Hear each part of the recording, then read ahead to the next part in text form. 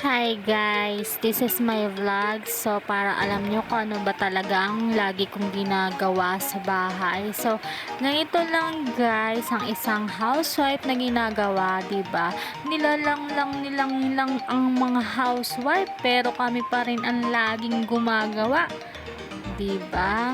Ang housewife ganito ang ginagawa kasi merong ibang nagsasabi na housewife nga pero hindi nila tinutulungan ng asawa nila. Madali yung sabihin sa ibang taong housewife ka, pero dapat makita rin nila na gumagawa ka, 'di ba? So ayan guys.